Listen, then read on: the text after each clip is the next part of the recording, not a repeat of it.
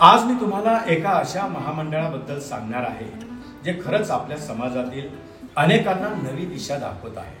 नाव आहे वसंतराव नाईक विमुक्त जाती व भटक्या जमाती विकास महामंडळ। 1994 साली या महामंडळाची स्थापना झाली।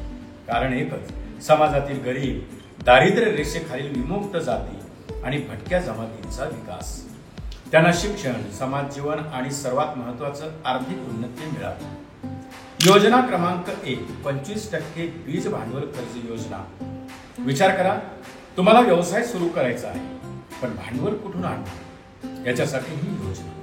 यात बँक तुम्हाला देते 75% रक्कम आणि महामंडळ देते 25% आणि व्याज फक्त 4%। आणि उत्पन्न मर्यादा ग्रामीण 98,000, शहरी 1 लाख, वय 18 ते 55 वर्ष। योजना क्रमांक 2, थेट 1 लाखापर्यंत कर्ज योजना। आणि इथे तर बँकही नाही, थेट महामंडळ तुमच्या मदतीला येणार। 1 लाखांपर्यंत कर्ज, परतफेड 48 हप्त्यात आणि वेळेत हप्ते भरले तर व्याज माफ। पण हो, थकबाकी झाली तर 4% व्याज लागू शकतं। योजना क्रमांक 3, व्याज परतावा योजना। आता विचार करा, कोणी 10 लाखांचं वैयक्तिक कर्ज किंवा 50 लाखांपर्यंत गट कर्ज घेतलं, किती मोठा भार। पण काळजी नको, वेळेत हप्ते भरले तर तुम्हाला 12% व्याज थेट परत मिळतं, थेट बँक खात्यात जमा। आता अर्ज प्रक्रिया कशी करणार?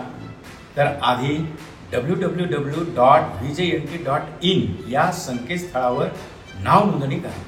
पात्रता तपासली की तुम्हाला हेतुपत्र मिळेल। मग बँकेत जाऊन कर्जाची नोंदणी करा। मंजुरीनंतर वेब पोर्टलवर माहिती अपडेट करा आणि मग सुरू करा तुमचा नवा प्रवास। आता तुम्हाला वाटत असेल की कागदपत्र कोणते हवे, तर आधार, शिधापत्रिका, वीज बिल, उत्पन्नाचा दाखला, जातीचा दाखला, व्यवसायाचा पुरावा, बँकेचं पत्र आणि 2 पासपोर्ट फोटो।